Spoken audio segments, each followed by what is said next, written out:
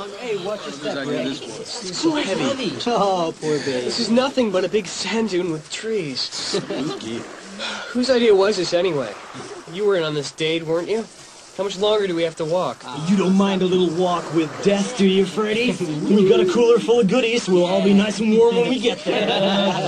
It's really very warm for this time of year. Not cold at all. See, Wills, a little walk with death doesn't leave Jane cold. Just the opposite, sounds like. I wouldn't let Cindy find out, Jane. She doesn't like to share. That's low-class, Will. Oh, listen. Charity defends her best friend. I don't think you should talk about Cindy like that, Wills. She never talks about you. At last, the path opened into another clearing. They'd reached Cemetery Point, a high, rocky spit, pounded by the ocean on one side, gnawed by the currents of the Sound on the other. A crumbling stone wall enclosed the cemetery. Inside the wall, a crazy dance of weathered gravestones and monuments waited. And just outside it stood Cindy. Welcome to Cemetery Point. Happy Halloween! The moon passed behind the clouds, and for a moment, they all stood silently. Then they moved forward to join Cindy. At the edge of the graveyard was a huge pile of driftwood. Foy knelt down beside it. Okay. Let me do a little magic here. Who's got a match? Oh, yeah, light my fire, Merlin. Here, I've got a lighter. Thanks. Oh, Jane, the truth about Dorothy, she smokes. Or, is it only when you're not in Kansas, Jane? Very funny, Cindy. It happens to be my father's. Come on, Jane. Let's spread the blankets. Okay. A moment later, the driftwood at the base of the pile took flame from Jane's lighter, and the fire leapt to life. Cher stepped back from the circle of firelight and turned. The grave markers made her uneasy. Tilted at their crazy angles behind the low, crumbling stone wall, they seemed to be dancing in the erratic firelight. I don't know if this is such a good idea, Cindy. So, leave. Whoa, yes! Yes! All right, animals, let's party!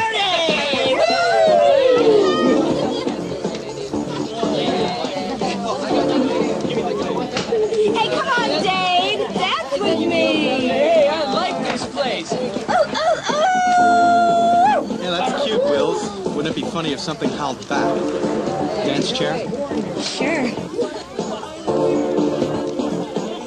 Moving with Jones to the beat of the music, Cher found herself thinking that this kind of dancing was probably illegal. Jones was moving slow, holding her very close. She pulled back.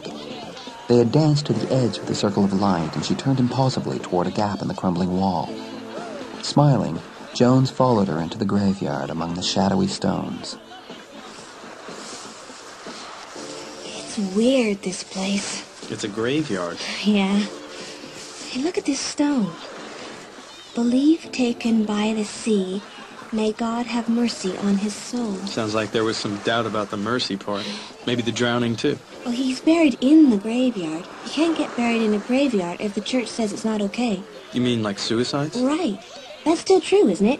If you commit suicide, then you can't get buried in holy ground? For some churches. Hey, here's a good one. Born on the tides up to heaven. Kind of nice. These are all sailors, I guess. Hey, look at this one. All on its own outside the wall. Asleep but not at rest, may death bring her peace. What does that mean? What do you think it means? Sounds like she got zombie-ized. Zombie-ized? Jones caught her hand in his and pressed it. With his other hand, he lightly caressed her shoulder. As she moved toward him, Charity forgot all about the tombstone. For the second time that night, she forgot to think at all.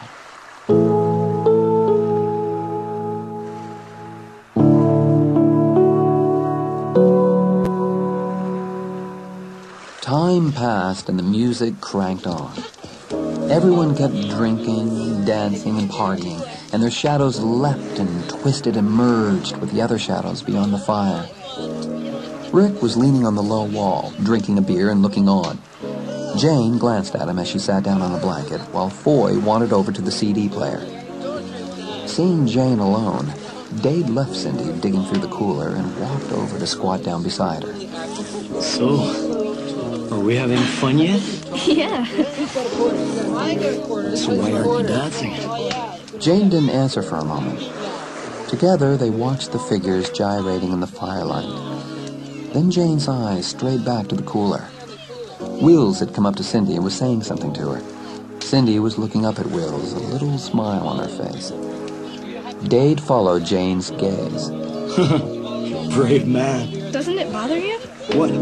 About Cindy and Wills. That he, broke up with her, and she was so... Unwrapped? Nah. Besides, there's at least two sides to every story. I'm sorry. I shouldn't have asked. No problem. The problem is, why don't you dance with me? Before Jane could answer, Dade caught her hand and pulled her up. Jane had never danced with Dade before. It made her uncomfortable to stand so close to him. Excited. Dade was dangerous. Everyone knew that.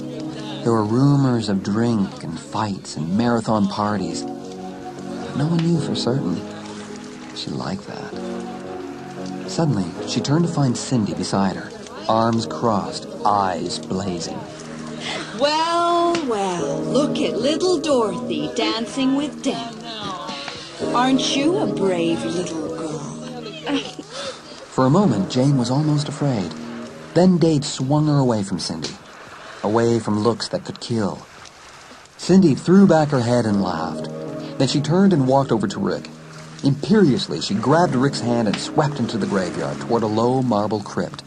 Come on, Rick. What's your game, Cindy? Lift me up to the top of this thing. What's she doing? All right.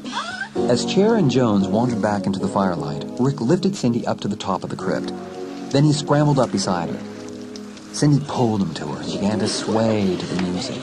Come on, Santa, let's boogie. You shouldn't do that, Cindy. It's disrespectful. Shouldn't I, Jane? Who asked you? Cindy, come down! What is the matter with you guys? Afraid of a few dead people. Listen, this is the first party they have had in an eternity. They are happy. Yeah! Grateful. The Grateful Dead. Get it? That sucks, Carmax.